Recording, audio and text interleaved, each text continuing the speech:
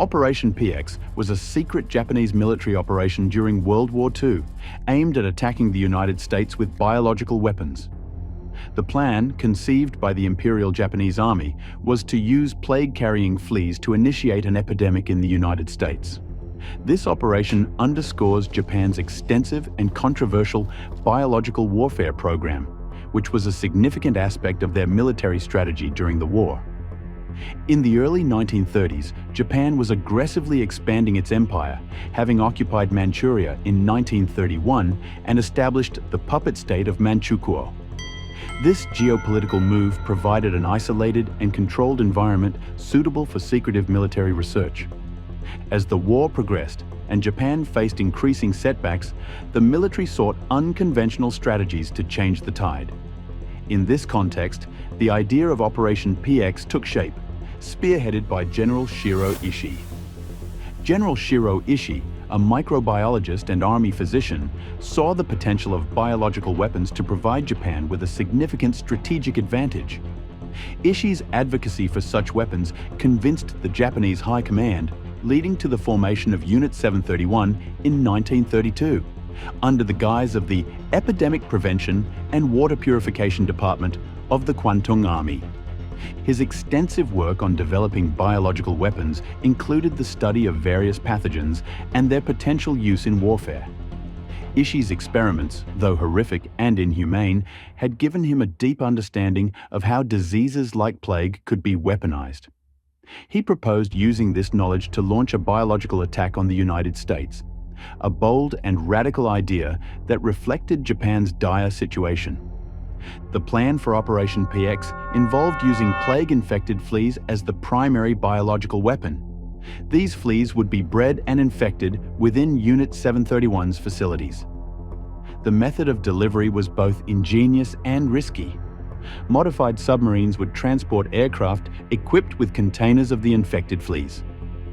These aircrafts, launched from the submarines off the coast of the United States, would disperse the fleas over major urban centers such as San Diego and Los Angeles. The rationale behind this plan was multifaceted. Firstly, a biological attack would instill widespread fear and panic among the American population. The sudden outbreak of a deadly disease like the plague would cause significant social and economic disruption, potentially overwhelming public health systems and creating chaos. Secondly, such an epidemic would force the United States to divert resources and attention from the Pacific Theater to address the crisis at home, thereby weakening their military efforts against Japan. Lastly, the psychological impact of a biological attack could demoralize the American public and military, possibly influencing public opinion to demand an end to the war. Executing such an operation, however, while innovative, was fraught with significant technical, logistical, and moral obstacles. One of the technical challenges was the difficulty of deploying biological weapons effectively. The operation required plague-infected fleas to be transported by submarines and then dispersed over American cities via aircraft. This plan involved intricate coordination between different branches of the military and advanced technology that was difficult to perfect. Ensuring that the fleas remained alive and infectious during transport and dispersal was a daunting task. The Japanese had to devise methods to keep the fleas in optimal conditions, preventing them from dying or losing their virulence. Additionally, the release mechanism needed to ensure that the fleas could effectively spread the plague once released over urban areas. Logistics also posed a significant hurdle. The submarines required to carry the aircraft needed to navigate across the vast Pacific Ocean without detection by the American Navy. Once near the American coast, the submarines had to launch the aircraft without being spotted or intercepted. This required not only advanced submarine capabilities, but also precise timing and coordination to avoid American patrols and surveillance. The risk of detection was high, and any misstep could lead to the mission's failure and potentially severe repercussions for Japan. The ethical and moral implications of using biological weapons were another major challenge. Even within the Japanese military, there were concerns about the uncontrollable nature of such an attack. Biological weapons, by their very nature, are indiscriminate. Once released, there is no way to control their spread, and they could easily affect civilians, including women and children, as well as neutral countries. The potential for a global epidemic was a real and terrifying possibility. This uncontrollability made biological warfare a double-edged sword, as it could backfire and cause more harm than intended, potentially even affecting Japanese forces or civilians. Fear of retaliation was a significant deterrent. The Japanese military was well aware that an attack of this magnitude on American soil would provoke a severe response.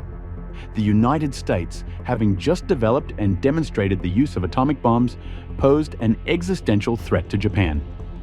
The possibility that America might retaliate with nuclear weapons was a terrifying prospect, one that could lead to the complete annihilation of Japan. This fear played a crucial role in the hesitation to proceed with Operation PX. Moreover, the operational challenges extended to maintaining secrecy. The success of the operation depended heavily on its surprise element. If the Americans got wind of the plan, they could take preemptive measures to counter it, rendering the operation ineffective. Maintaining absolute secrecy in the complex logistics of coordinating submarines, aircraft, and biological agents was extraordinarily challenging. Any breach could compromise the entire mission. Finally, the changing tides of war impacted the feasibility of the operation. As Japan's situation worsened, particularly after the atomic bombings of Hiroshima and Nagasaki, the focus shifted from offensive operations to surrender and survival. The devastation caused by the atomic bombs and the imminent threat of further such attacks made continuing with Operation PX increasingly untenable. The Japanese leadership recognized that their primary goal now was to negotiate a surrender to avoid complete destruction. On August 15, 1945, Emperor Hirohito announced Japan's surrender, effectively ending World War II. The formal surrender was signed on September 1945 aboard the USS Missouri in Tokyo Bay. With Japan's surrender, all plans for Operation PX were abandoned. The focus turned to rebuilding and dealing with the consequences of the war. The post-war investigations by the Allied forces brought to light the extent of Japan's biological warfare program, including the planned Operation PX. The revelations of the horrific experiments conducted by Unit 731 and the potential for catastrophic biological warfare led to war crime trials. However, many key figures, including Shiro Ishii, were granted immunity in exchange for their research data, which was of significant interest to the United States and its allies. In conclusion, the cancellation of Operation PX was the result of insurmountable technical challenges, ethical concerns, fear of devastating retaliation, and the shifting priorities as Japan faced imminent defeat. The operation remains a sobering example of the extreme measures considered during times of desperation and the profound ethical dilemmas posed by the development and potential use of biological weapons. Thank you folks for watching, and if you enjoyed it, like this video, click the subscribe button for more videos and tap the bell icon to get notified anytime we post a video.